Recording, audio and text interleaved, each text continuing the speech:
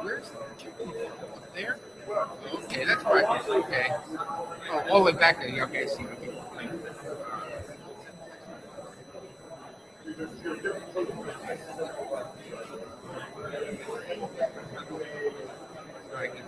It's compressed a little bit, but it's good. Its aspect ratios are known to fun. All right.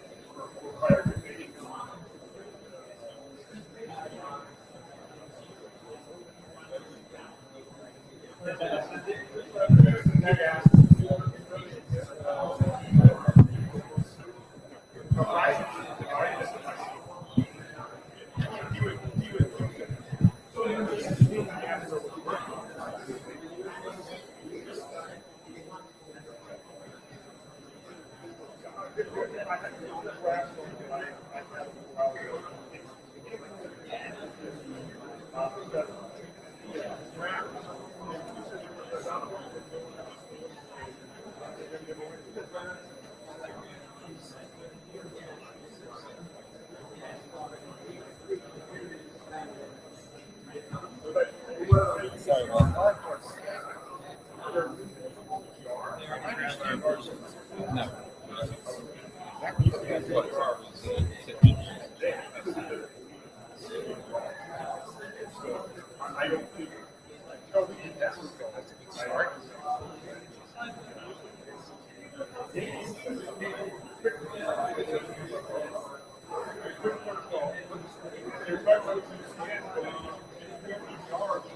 No, you're also supposed to sign one of the numbered lines.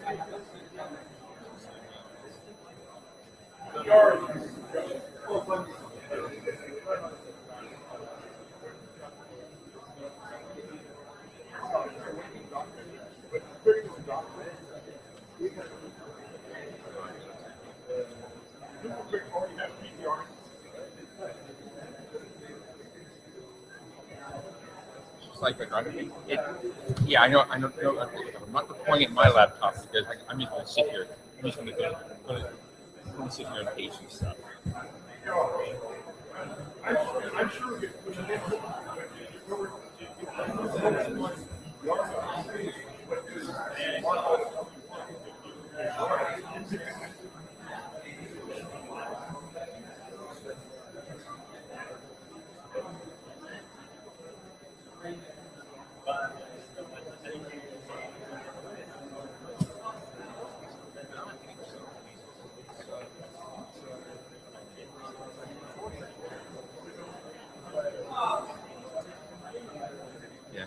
Okay, this is now the TSVWG meeting. If that was not your intended destination, the hallway is outside.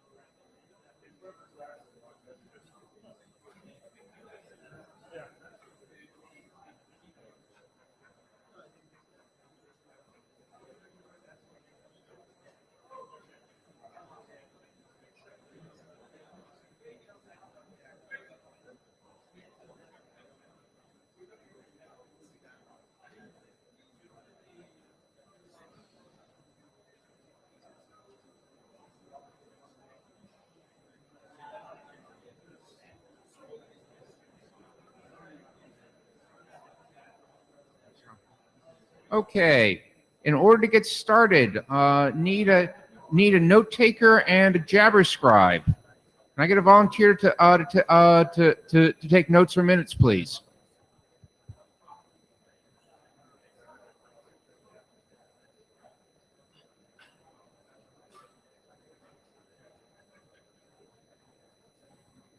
All right. Who do I have to embarrass into helping out with taking brief notes for the minutes?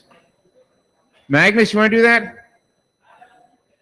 All right, all right. Let's go find somebody else to do it.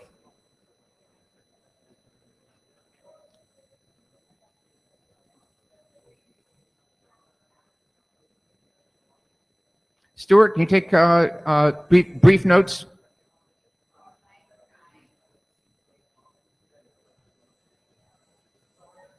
That's unfortunate.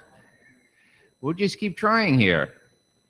Ryan, can I ask you to take some brief notes for the minutes, Mr. Carpenter? Yeah, I know that struggle. I had 2 cups of coffee earlier.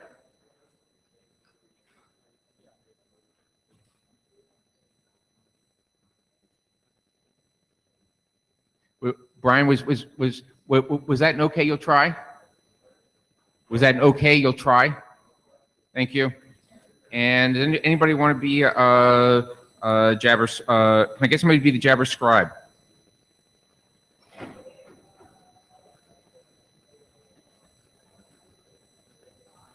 Is anybody actually in the Jabber room?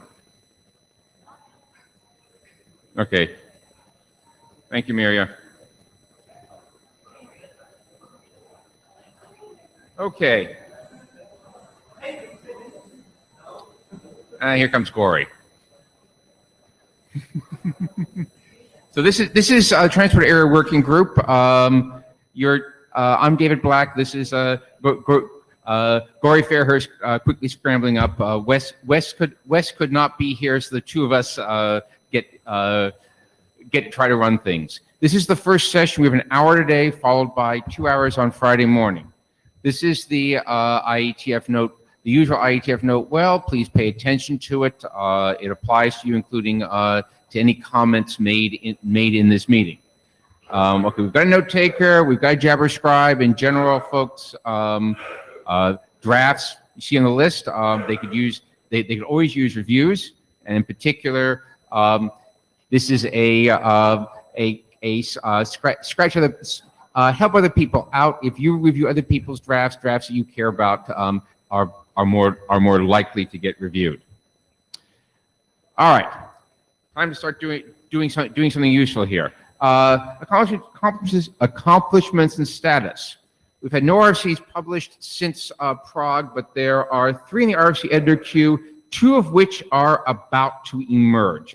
Details in cap of SCTP and the SCTP IData chunk draft are both in Authors 48, and there is work going on between the authors and IETF to pull things out. The third one, the Diff WebRTC QoS, is part of the WebRTC draft tarball or hairball. It's going to be at the RFC editor for a while. There's one ID in post-IETF last call processing. That's my ECN experimentation draft. That's what happened there is we sent -06 to the IESG.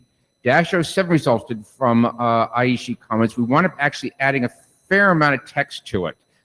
In essence, the most important piece of that is a summary of what other people working with ECN need to understand about this draft, how to stay out of the way of experiments. Bob Briscoe gave that a good, solid review. Bob and I are 80% through his comments, and what that means is four out of his 5 major issues are resolved, plus a bunch of editorial stuff. There should be a -08 appearing tomorrow. With luck, that'll contain the final resolution of Bob's comments, or we'll have one more go around on that. And heads up, there are changes that have occurred since this left the working group. The IESG has given us lots of review, other people have as well. So there are changes to the wording. If you care about the detailed wording, please read the latest draft. We'll post that to the list before we send it on to the RFC editor. Right. So in particular, 08 will get posted tomorrow, and if we need more changes, an 09 is not a problem. Okay, that was the first one. Second one, we had a successful IETF last call on the diffserv to Wi-Fi mapping draft. That's in IESG evaluation. I think they're going to make a decision on it at the end of November. And as we'll explain a bit more later in just a little bit in the session, we'd like to get the DiffServ lower effort PHB draft to working group last call fairly soon. There's a crucial decision we have to make today, and we'll talk about that in a minute or two. There are 11 additional working group IDs. Your highly paid chairs regard this as a high watermark, and so we want to move some of these drafts along out of the working group into other people's hands before adopting any more drafts in the working group. Okay, note on a few related drafts. There's a couple of individual submissions that will be discussed here. Transfer header encryption impacts today. Transfer header encryption impacts, is that today or is that Friday? It's on the, both these are on the agenda, and datagram packetization PMTU detection. One of those is today, one of those is Friday. I think transfer encryption is today. There's 3 drafts in the interior working group: tunnel MTU considerations, a multipath library, and SOX protocol version 6, which is now at -01. If you're interested in these, please go to the interior meeting. 2 more related drafts: priority switching scheduler draft, draft FinZI. We're gonna try to bash the agenda in a minute to see if we can get a little bit of time for that in this meeting, and then the deterministic networks folks are starting to think about a transport layer. Draft Thubert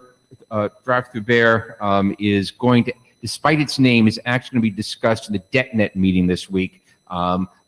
We need to have a bunch of transport people show up there, and unfortunately, I think DetNet and TCPM conflict. Okay, this is what the agenda looks like. We're going to note well, Dr. Conference status. Going to do milestone review in a minute. Drafts today. Friday's agenda is note well, and a lot more time for drafts. Next thing up is milestone review, and then I'll put up the detailed agenda. Okay, milestone review. So we had a bunch of drafts that we had thought we would get the ISU between now and the end of the year. Those first 5 drafts, the two in what color is it? Orange, yellow. It was orange. And the first 3 in green. We're not going to get all 5 of those drafts to the IESG in the next month or so. Bob, what's a reasonable date for sending those first 2 drafts about ECN encapsulation to working group last call?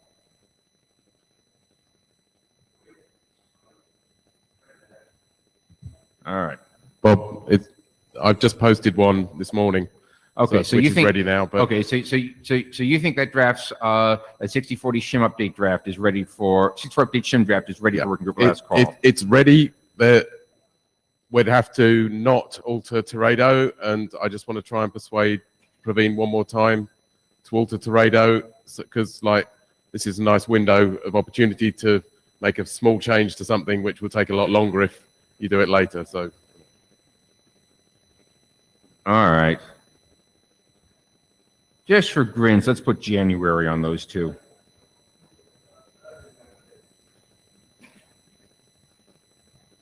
If we're earlier, we get extra credit. But I think January. I think January sounds reasonable for the ECN and cap, the 2 ECN and cap drafts. One of the things I need to do a careful review of the overall one. That's the date for working group last call closing. Yes. So the goal would be to send the working group last call. Goal will be to send working group last call in December and get to the IESG in January. Well, yeah, it's a that assumes they escape working group last call unscathed. Okay. Michael or Randy, the SCTP drafts.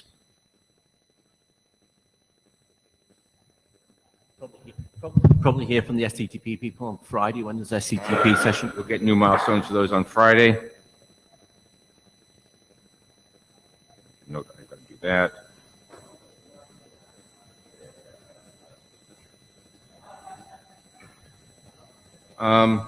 And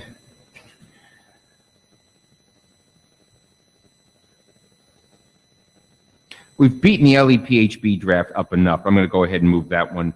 I'm going to go ahead and move that one to January also, for the same reason I put Bob's in January. Okay, rest of the milestones probably get stay put. Transport options we're hoping is April. The 3 L4, let's see, the 2 FEC drafts in June, the 3 L4S drafts in September, and television feedback draft. Right now, we've pushed out a year. Chairs are a little uncertain about the future of the draft. It needs some major revisions.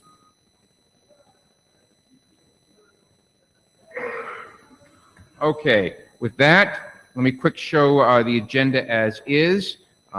This is agenda bashing. We've done document status chart and accomplishments. Next up will be what's probably, I think, a status update from Bob on the 2 EC encapsulation drafts. Lower effort PHP draft round 1 follows. The goal here is we really do need to pick the DSCP, the diff serve code point, for the lower effort PHP this week. So it's on the agenda twice. Today, I think Gory's going to lead a discussion about making sure we understand what the problem is, what the considerations are, and why this isn't an easy decision. And we're going to try to make a decision on Friday, followed by the transport encryption draft. Now, we're also going to bash the agenda. If time permits, we'd like to give draft FinZ priority scheduler draft 5 minutes at the end of the meeting if we get through everything else before then, and have 5 minutes to spare. Whoops, try going forward. Okay, on Friday, SCTP drafts, L4S drafts, lower for PHP round 2 to make DSCP selection, the 2 FEC frame drafts, and then the datagram PMTUD draft. And if you're an ICCRG, you heard this draft Han 6-man draft mentioned. It's actually going to get discussed here Friday. Okay, aside from the change to try to fit in the FinZ, draft FinZ scheduler draft into this end of this session, any other agenda bash requests? Hearing none, consider the agenda bashed. Bob, do you have slides, or you just want to talk? Yeah, and they're in my email somewhere. I have no idea. No,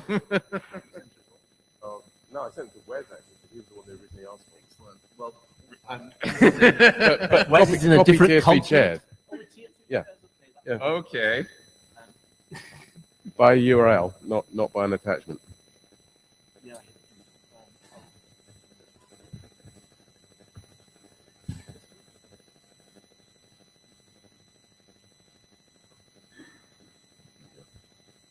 Do you have a?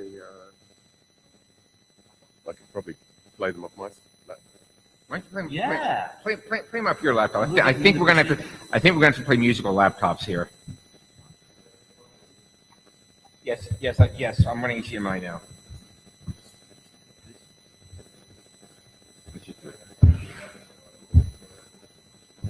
Okay. So this is Bob's spanking new laptop, which is going to work brilliantly. And we'll decide the proceedings as Bob gives the talk. And we can facilitate the pressing of buttons.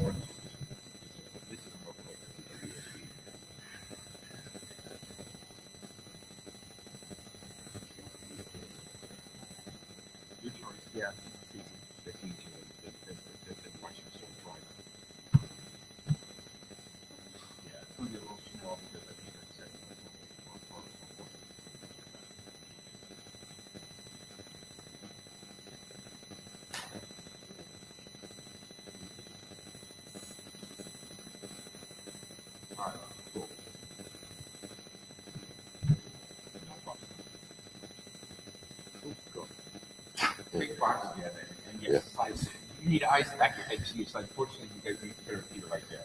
Right. Okay. So as I said, just posted, updated this morning. Next. Couple of recap slides that are there mainly for those that are not used to what goes on here. So I'll very quickly go over these. Essentially, there are 2 problems. First is that a RFC on tunneling of ECN didn't quite specify its scope precisely enough, and so there was ambiguity whether protocols that have a shim between two IP headers were included in its scope. Second problem was that it didn't address a problem where a tunnel endpoint that wasn't even trying to implement ECN tunneling still had to set the outer ECN to something, because there's 2 bits there, you've got to put something in them. And there's only one safe way of doing that if you don't know what the other end is going to do with them, which is to 0 them. So next, those 2 parts of the problem, did a survey of how they deal with, or how various RFCs deal with those 2 things that do ECN tunneling with a shim between them. And the more you look, the more of these you find. This is only those that are standards track or widely deployed, and there's a lot more that are not standards track or not widely deployed, and there's quite a lot of standards track that aren't widely deployed as well. Anyway, no, well, I'm going to have to stay on this one for quite a while. The red ones are the ones that I've updated this cycle, or I've added this cycle.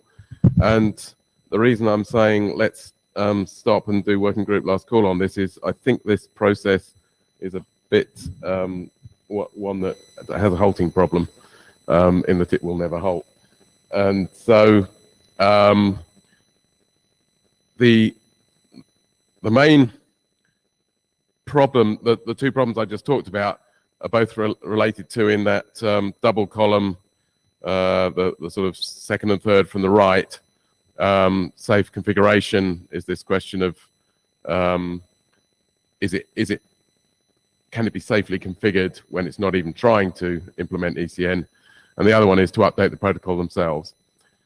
And so since the last meeting, dealt with, or at least added, all these mobile IP protocols that use GRE as an encapsulation. They're effectively the control protocol, and you need to know what the control protocol is, because that determines the checking of the other end to check that it can support ECN before it puts ECN into the outer at the ingress. Because if it puts ECN into the outer at the ingress and the egress doesn't understand ECN at all, it will just all fall on the floor, and you get bad things happen. Then I mentioned Teredo last time. There's a little red cross there just to say I would have liked to put a change to the protocol in this RFC, which is what, or in this draft to become an RFC, which is what this draft is for. And I will try one more time to get that done before we go to working group last call. And the other one, Jay Collins helped me a lot with AMT. And we put an update into the protocol, and he's going to be implementing that. Then there was UDP tunneling generally, had missed out that rather important one, but there's already an RFC that covers that. And there was a really quite niche one with using TCP as an encapsulation for ICANN IPsec, which has, or at least now has, good text in it, and it's gone to RFC. So next. Okay. So the diverse approximation, that slide is sort of a high pass filter on what is worth doing, which is what you're about to explain. Yeah. Well, yeah. It's.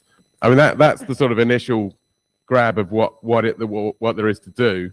But then this explains why there's still some crosses in the column that says where the protocol needs to be updated and why it hasn't been. And that's largely based on human interaction. Where first of all, you've got to find someone who maintains that protocol. I don't want to go changing an RFC when I don't really understand the protocol and the implications of changing it. And then if we get past those 2 points, I propose a fix, and like with Jake, it gets fixed and we're done. Did the same with L2TP.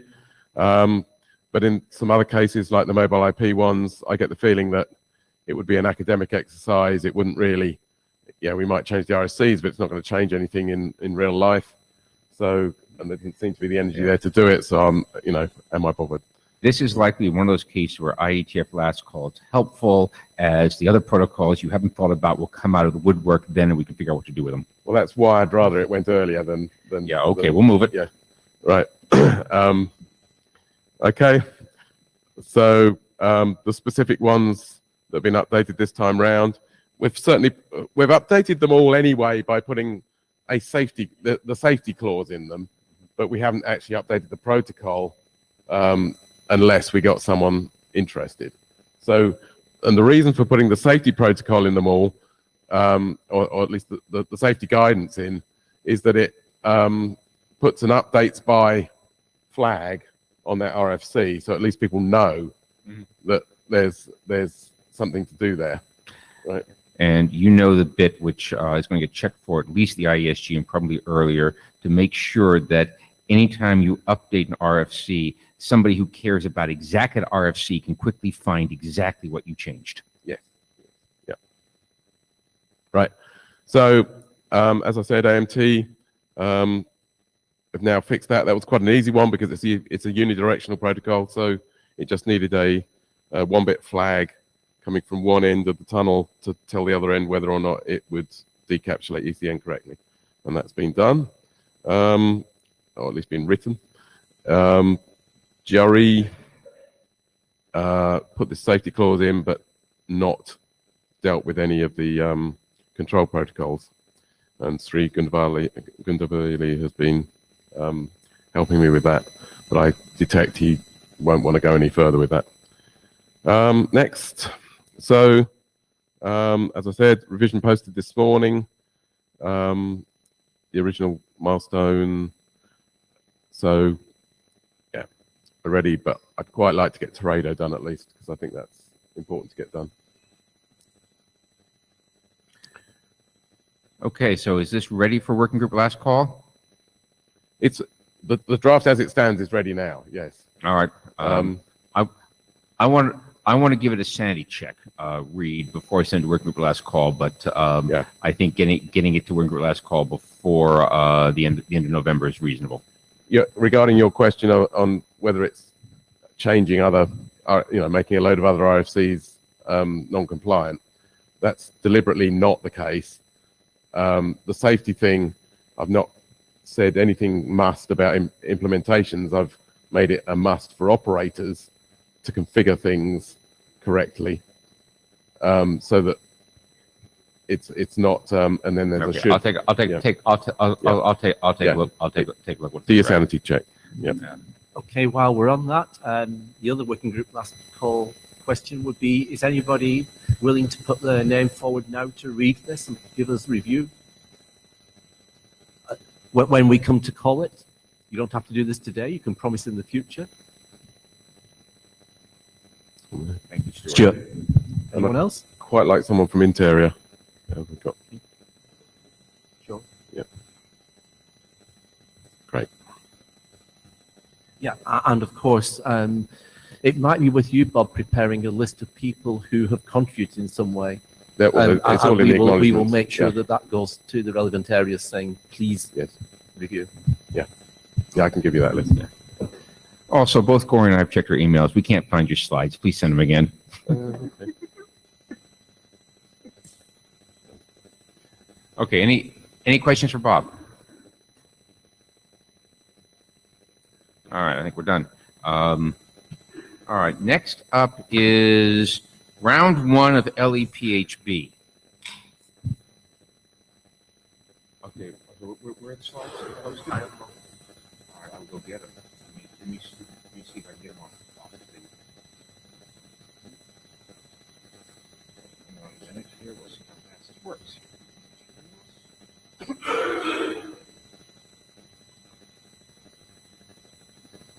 Hi, I'm going to talk about the LEPHB as a chair. So I'll come over here to make running the slides a little bit easier. Roland's in the room if we have questions on the draft, but this isn't really about questions on the draft at the moment. What I'm going to do is try and just take through the discussion about the IANA registry and the choice of code point. Well, I don't want it that big. That was ridiculously huge. Hang on.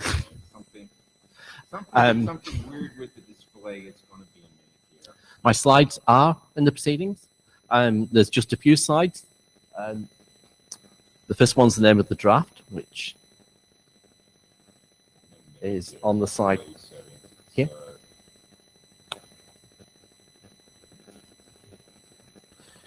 Okay. Okay, right, I will continue.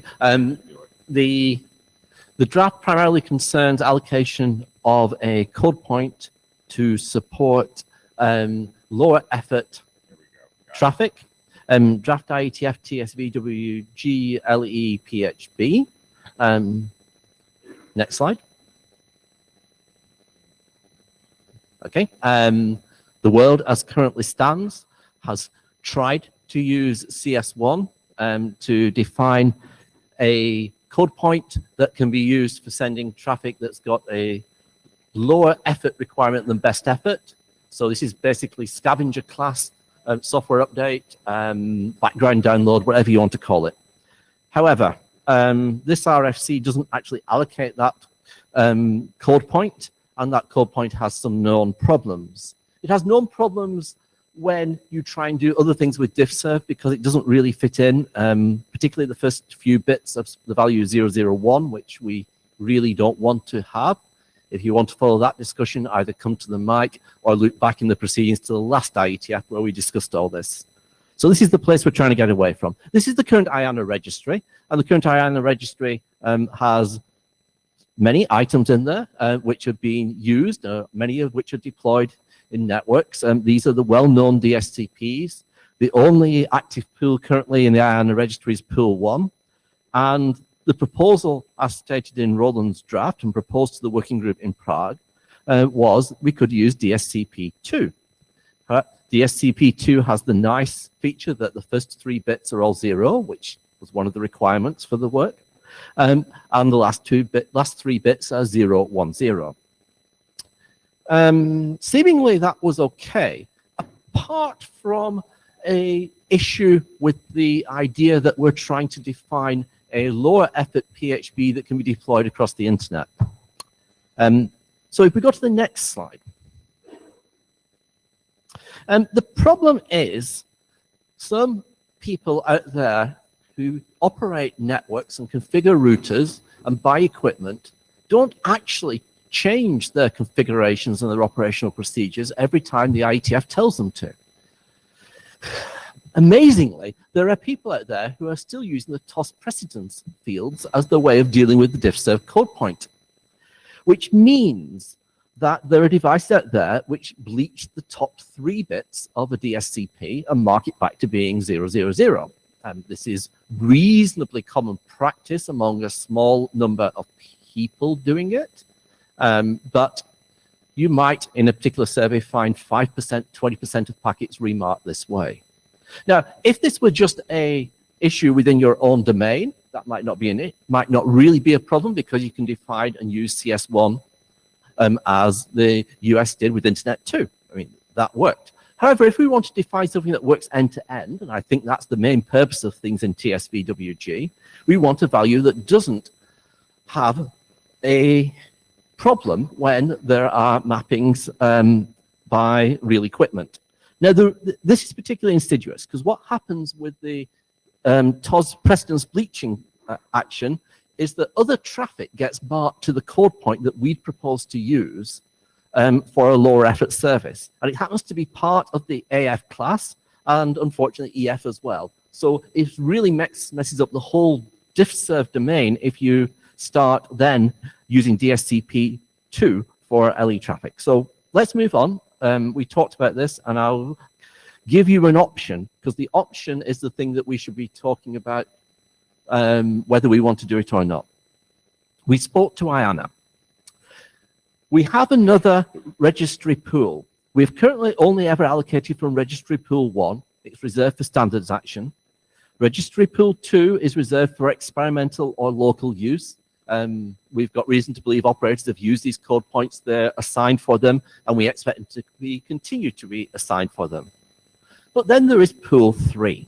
Pool 3, to our knowledge, has not been used for anything or standardized in any way. IANA controls the registry. There are no registry entries. The pool is currently being used for whatever purpose out there, and we assume that that purpose can change because the registry is marked for future standard action allocations as necessary. As necessary could be because we run out of pool 1 allocations, but we'd be willing, if this group thinks it's the right thing to do, to ask for IANA to open up that registry and start that process so that we can allocate a code point that has the top 3 bits set to 0, but also has the bottom 3 bits set to a value that doesn't have those mysterious effects that were discussed in Prague. And we have to have a choice here between DSCP1 and DSCP5. I think the suggestion on the slide is DSCP1. Yeah, both 1 and 5 would meet the criteria. If anyone knows any good reason why 1 shouldn't be used but 5 should be, then it would be good to know. If anyone has opinions, it would be really good to know. If anyone wants to comment in some way, that would be good. If you want to go and think, that would be good. But somehow out of this procedure, we're going to have to start asking our lovely area director and IANA to do something if the work wants to open up this new registry. Did that cover it, David, or do you want to ask me questions? I think that covered it.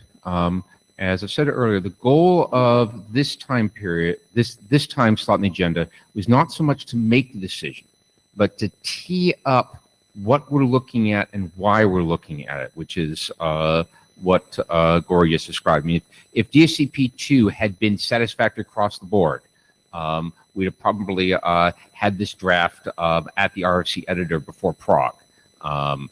It's not. There have been measurements reported that do show that this precedence bleaching occurs. I mean, as someone who worked on DiffServ, I was annoyed at DSCP bleaching. They bleached all 6 bits. Now that now looks like a feature by comparison to only bleaching the first 3. Any questions or comments on this? Be happy to take them in the hallway afterwards or during the week. The goal is to make a decision on this on Friday. And in fact, one of the sort of a nefarious agenda manipulations going on here is we tee the question up today and make a decision on Friday so people have time to think about it. Mr. Carpenter, sir. The note taker has a question. Brian Carpenter. Is the mic on? Yes, it is. Okay, because there's not much feedback right here. Just an observation that one of the characteristics of Pool 3 is that it's defined as for local or experimental use. So we actually don't know if there is another category of operators who are using it for something because they're not obliged to tell anybody. So that's another thing to think about when thinking about opening up this pool.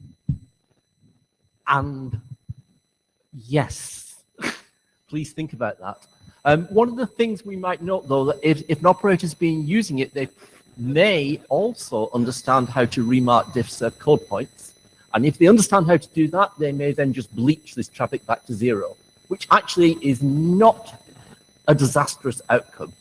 What we don't want to do is end up with traffic allocated to the code point by accident. So bleaching all to 0 would be okay, and if that's what the operator action is, that would be all right as well. We really need people to think about this. Well, Bob. Bob Briscoe, why do you say bleaching to 0 is okay for less than best effort? Because the basic DiffServ community, the way in which DiffServ has been defined allows things to be effectively remarked to 0. Yeah, on the assumption that will reduce their priority over that other traffic, but in this case it will increase it. Okay, and I think the RFC as written by Roland, the RFC to be hopefully, as written by Roland, would have text in there that says that you should have a lead back type or scavenger type transport running over this, so that even if you share with a bleached code point, you're okay. Now, not desirable, but okay. Right. What we don't want is the priority inversion where somebody's AF class, part of it gets mapped to this. And much as it might be nice in principle to discard this on entry to a domain that doesn't understand it, the network does not need help from us in inventing new black holes. Andrew McGrick at Google. We have a situation where we have a less than best effort code point allocated for our internal mappings.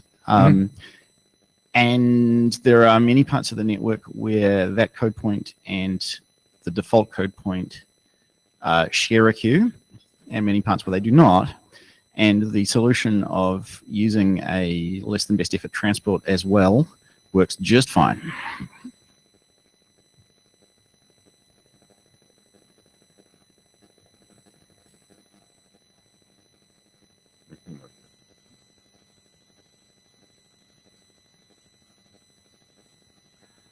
Okay, with that, I think we move on to the transport encryption draft. Are you presenting or is Colin presenting? Okay. Slides posted? Slides are posted, and I presented something to try and tease people into reading this at the Ops security group, and we got feedback. So that was in the session prior to this. You can talk about your slides, and then we'll ask questions. Okay, so is this working? Can you hear me? Anybody? Yeah? More up. Okay. All right, like this maybe. Okay, good. Hi, I'm Colin Perkins. I'm going to talk about the impact of transport header encryption on the operation and evolution of the internet. Next slide. So what we're seeing is increasing fractions of the transport headers being encrypted. And this is reducing the visibility of the various transport header fields, right? The sequence numbers, the acknowledgement numbers, the window, the flags in TCP, for example, are not visible in Quick. Maybe this is better. Yes, okay, good. So Quick is an example of this. We're seeing transport protocols making the choice to encrypt more of the headers, and it's not just Quick, it's a bunch of things, but Quick is perhaps the most active of them right now. And in principle, we could encrypt everything above the IP header and the ports, although so far no one has gone quite that far. Next slide. So there's obviously a bunch of good reasons for doing this.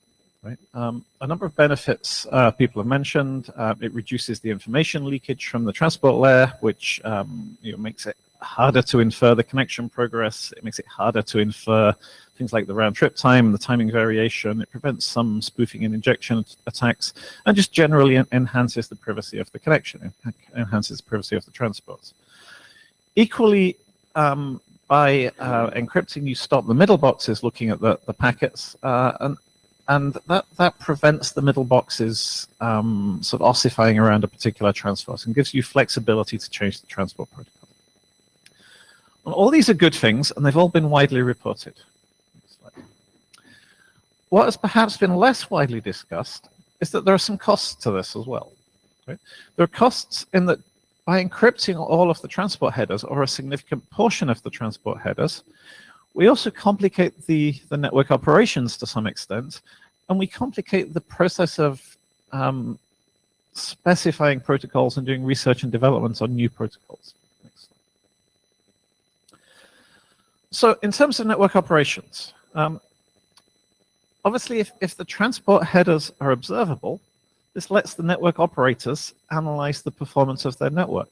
Right? It lets them look at the behavior of the flows going through the network, detect anomalies, check to see that, get some understanding of the mix of traffic in there, informs their traffic engineering, their capacity planning, and so on. And this gives them a sort of overall, I guess, passive view of the health of their network as a whole. Right? It lets operators see what's going on. It lets them see if the network is behaving as they expect, because they can do broad high-level metrics for the understanding of the whole network across a range of flows. And they can spot when, for example, the latency spikes or packet loss starts happening by looking at the sequence numbers, looking at the round trip times and stuff. And this, I'm not an operator, but from talking to the operators, I'm told that this is important to at least some of the operators. And if the headers, the transport headers start being encrypted, these operators are going to have to develop workarounds. And some of that might be statistical classification of the flows. Some of it might be active traffic probing in place of passive analysis. And some of it might be just encapsulating all the data inside some sort of shim layer, which replaces the headers we've encrypted at the transport layers. But people need this information. People are going to try and work around it if the headers are encrypted. In addition, when it comes to debugging, I mean, rather than thinking of the health of the overall health of the network, we also have to think about debugging particular problems with particular customers' networks, for example. And operators have the problem is they can't observe the transport behavior. It's very difficult to debug what's going on, right? If the headers are encrypted, then a flow which is being subject to packet loss, for example, is indistinguishable from any other flow because you can't see the sequence numbers and tell that there is packet loss happening.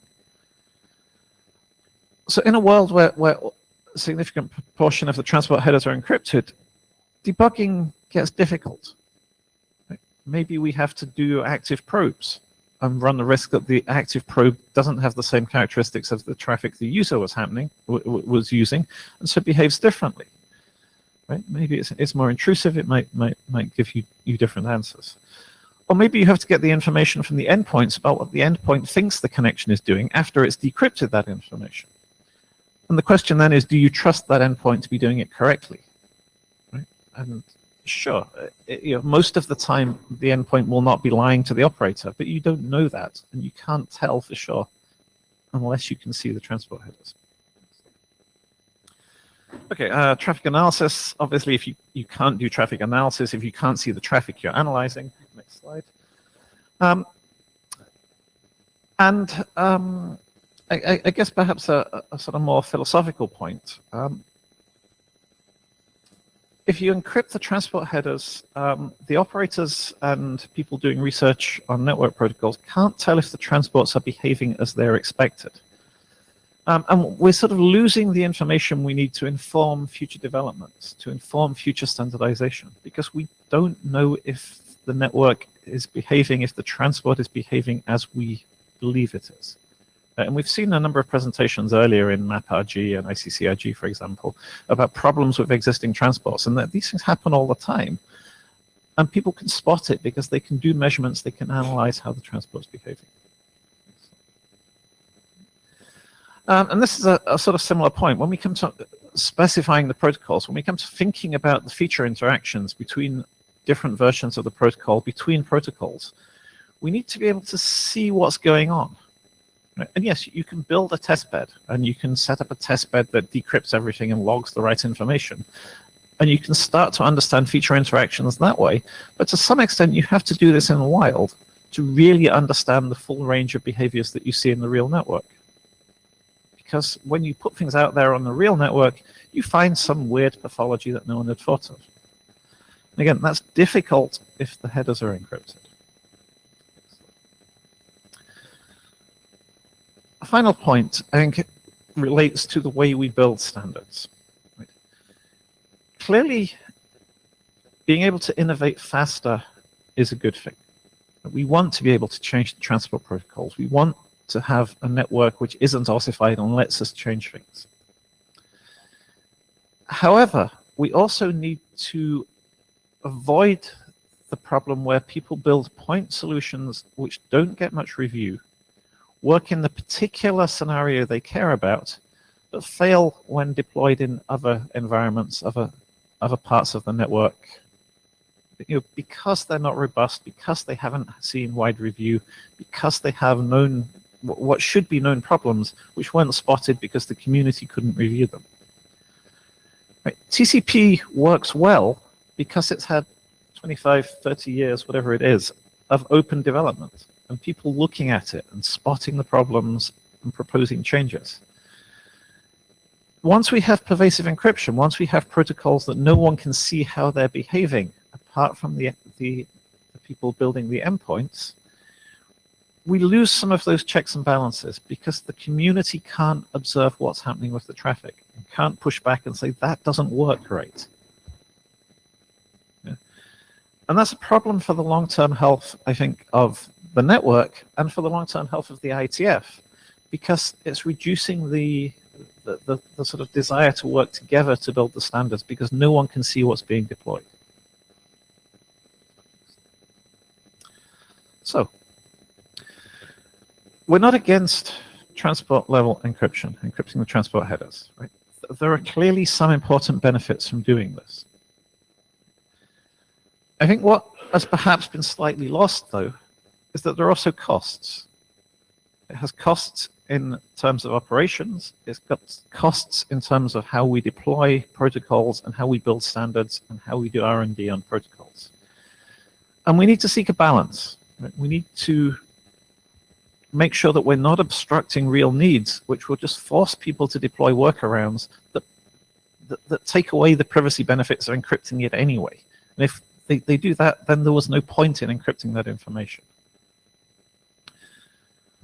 So we'd like this to be considered as a working group item. Right? We'd like this to be considered as a working group item so we can get some discussion of these issues going. Right? As I say, we're not trying to say don't encrypt the transport headers. We're trying to say think about what is encrypted, think about the stakeholders here, and make sure that when you encrypt things, the privacy benefits outweigh the costs in terms of operations, R&D, standards development, and potentially privacy because people deploy more invasive monitoring mechanisms. Thank you. Any questions? Yeah. Questions, comments?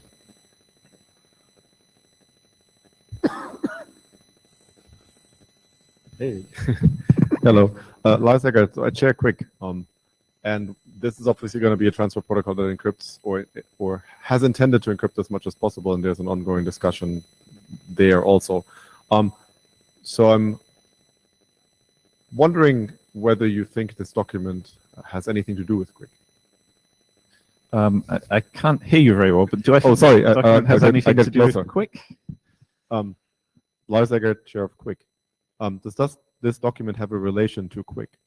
I think Quick should be paying attention to some of these issues. Yes. Do you think if this is adopted and there's consensus for these things in here, and this consensus is different than the consensus of the Quick Working Group, what should we do? So I'm asking specifically because for those of you who are not in Quick, right, there's a discussion on whether Quick should expose some limited amount of information about its operation, such as the RTT it's seeing in the clear. Whether that clear text is authenticated or not is up for discussion, but it would basically be observable but not necessarily changeable by the path. So that's a piece of information that sort of would restore some visibility into what Quick is doing that otherwise wouldn't be there. And there's an ongoing discussion that we're going to have on, well, we had a design team to figure out whether the operator community felt that there was a need for having this sort of information available. And spoiler alert, the design team is going to report on Wednesday that they didn't have consensus on an outcome. So there's going to be discussion on this on Wednesday.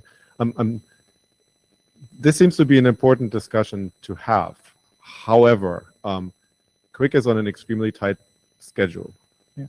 And we cannot wait for the transport area at its usual pace to answer this question in 5 years. What should we do? I think Quick is on a very accelerated schedule, which is perhaps not taking input as broadly as it might. Now, what the chairs and the area directors decide to do, I mean, I think the IETF needs to have a discussion and come to a consensus on that. Speaking what happens as, for Quick, I will let the chairs figure it out. speaking as the uninvolved chair who's in the room, I certainly understand Lars's process concern, which is in particular, if Quick has these issues, Quick probably ought to be the first worked example. And using Tsvwg to end run Quick and try to tell Quick what to do doesn't tend to end well. So I think I'd like to avoid that and basically suggest that step one is to focus attention on on these issues in quick and see where that goes. I mean, this draft doesn't propose an outcome. It says we need to have the discussion. Just to clarify, right? So I'm not concerned that this will be an end run to force a certain outcome. I'm concerned that Quick will be blocked while nothing happens on this discussion, right? So we pushed the milestone for Quick out by 6 months, and we've gotten an incredible amount of feedback from large implementers that this is very problematic and they really want to ship next year. And that the argument that's been made, and I'm not saying that this is the it's true, but it's been made several times, is that IETF Quick getting delayed means that proprietary Quick will see more deployment, which is, not necessarily a bad thing, but it's not necessarily the outcome that the IETF would want to see. And so that's why there's a clock here. But there's also been feedback from operators that is a problem to them. I jumped to make the point that the danger I see is not the end run. The danger is you can't put a Quick RFC out while we don't have an answer here. Let's get the AD to the mic. Spencer Dawkins is the responsible area director, just so the next 3 people in line don't have to guess what I might be getting ready to say. Spencer's opinion about this is that this thing is targeting informational, and that it seems insane to hold up a working group on the outcome on the output of an informational draft in another working group. I'm not saying that that's never happened in the IETF, but it shouldn't happen here, it seems like to me. So I guess my question is,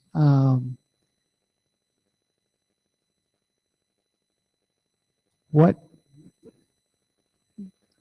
is the intended argument for or intended audience for this if it turns out to not be Quick?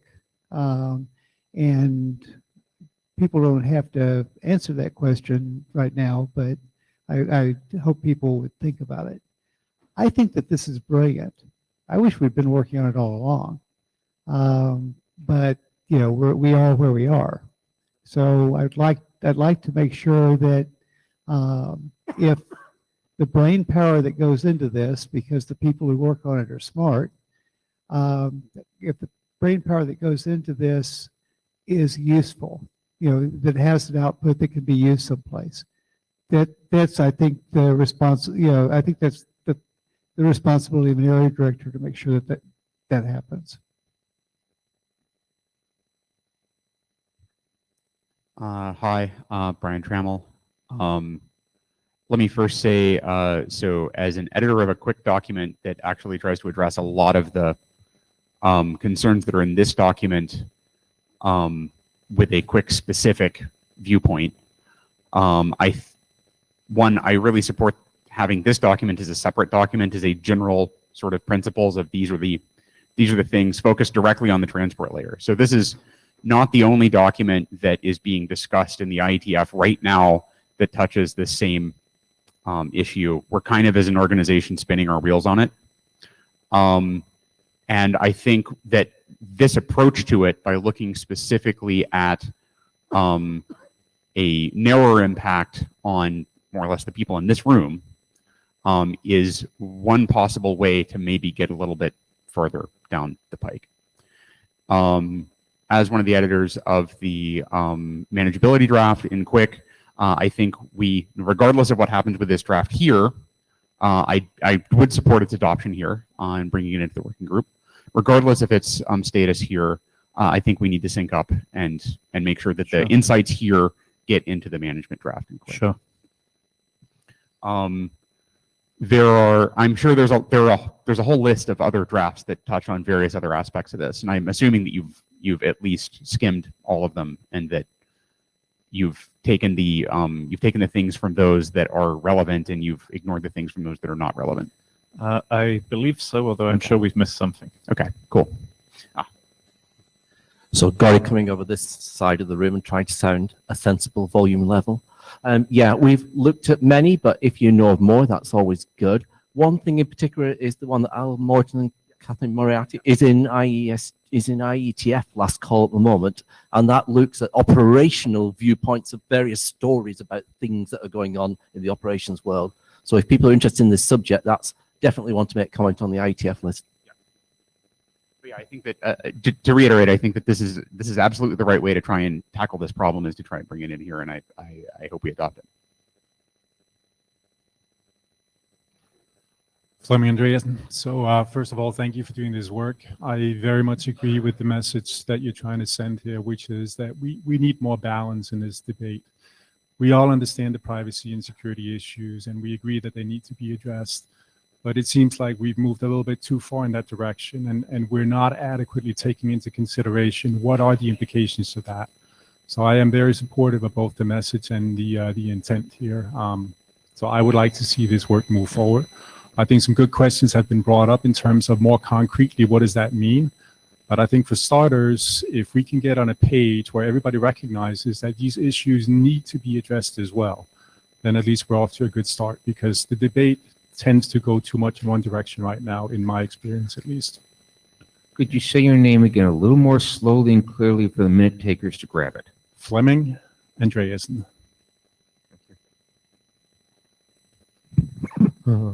Ronnie Evan. I think I support this document. I think it's important because currently there is a BCP 101 that says that network might, even though security is the important, I mean, network need to be manageable, but it doesn't say what it means to be manageable. I think this thing says what is needed in order for the network to be managed, and that's why I think it's important, because it's complement this IAB document, and I think that should be considered for every transport that we are doing now. Okay. And again, name a little more slowly and distinctly for the minute takers, please. I apologize. Ronnie Evan. Ronnie, thank you. Joey Egley. So I'm largely sympathetic to the vantage point where in systems need to be protected from meddling of middle boxes on the network itself, and the depredations of outside observation. One of the problems I also have, of course, is that I actually have to protect endpoints in ways that are sufficiently scalable that they don't happen to get wiped off the map by large collections of devices that may or may not wish to reveal their intentions before sending me a packet. But I think one of the things that is sort of poorly explored in our understanding of why people want visibility or control in transports is the question of the integrity of the material that's within them. So some of the biggest problems we have are when people design middle boxes that manipulate the stuff without necessarily disclosing that they're doing that. And I think that actually is because for things where we wanted to provide visibility, we didn't provide enough protection for integrity where that was actually a required feature as well. So for example, NAT translators are enabled by the fact that you can manipulate the source ports or destination ports for that matter without any significant effort, like encapsulation, for example. You can simply rewrite the packet because those things are not protected in any cryptographically significant way. I'd still like to know what a flow is. That doesn't mean that I necessarily want middle boxes to be able to change elements of that. And I think integrity protection, particularly cryptographic integrity protection, is an important component of allowing for visibility, because that way, if I have to expose certain information from a network management vantage point, I still want to know that it hasn't been messed with at this point. So, and I think that is actually a place that's sort of poorly explored. Yes, I very much agree that we've not really explored that part of the space very well, very much. Yeah. Lars, not speaking as quick chair this time. And following up to what Joel said, so integrity protection is certainly, it's not controversial, really, I think, that we should, integrity protection is, I think, not controversial. And so Fleming painted the picture that this is, privacy versus operations. It's actually not, or not only, right? Privacy is certainly one aspect, but there's also the aspect of, even if you integrity protect transport level information, middle boxes are going to ossify around what they see, and we want to be able to change that. And we can't if it's in the clear, because stuff will be shipped that thinks this field is always this, and if it's not anymore, it'll go wrong. That's the harder problem. Well, it's also a hard problem. Like privacy, I don't understand very deeply, so I'm not going to comment on it. But once you expose it, right, it is actually going to be used. And when we roll a new version of QuickWin, we're going to be rolling them frequently, and we're going to those bits are going to have something else in them. The middle boxes are not necessarily going to know what to do with that for very long. Either you're going to update them, a lot, or you're going to have a middle box that's not very useful. And we're doing this because what we found with TCP is that there is enough old crap out there that actually breaks TCP and makes it slower these days, right? So V6 is faster than V4, mostly because there's not so much crap in the path. And encrypting everything is a way to not allow crap to have anything to grab on. And that's an argument, I think, that resonates with me personally. And I would love to hear from operators that come and say, when we're doing this, we have a very limited need for a piece of information. This is something that, has consensus to be good to expose or helpful to expose.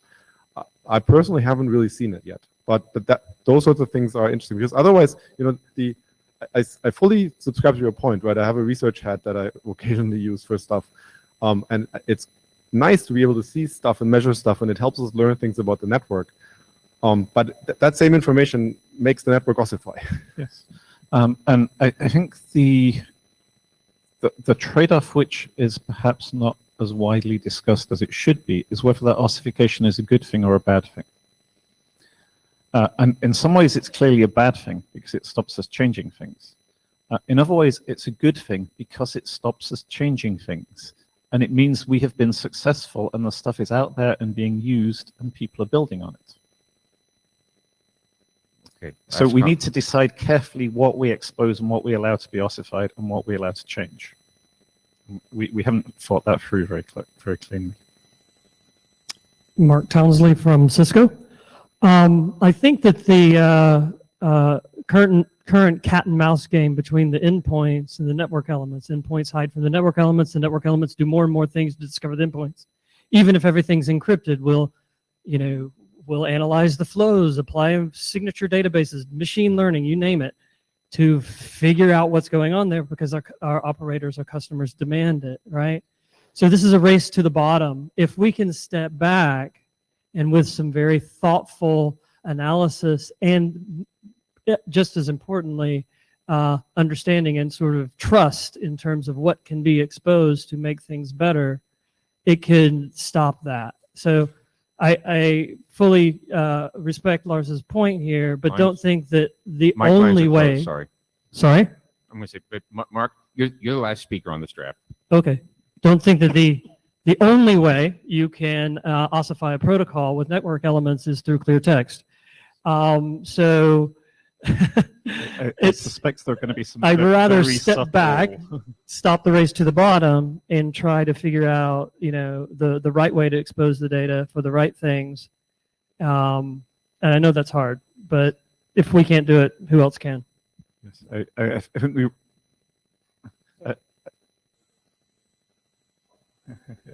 I think we run the risk of having some very obscure statistical or machine learning classifiers ossifying the network, and I'm not sure I want to go there. It may be unavoidable. But. I won't entertain that anyway. Okay. Where are the blue sheets? And raise your hand if you haven't signed the blue sheets. I think we'll have them up front afterwards. All right, at this point, I think we are now well over time, so we're not going to get to the priority scheduling draft. We'll see everybody on Friday.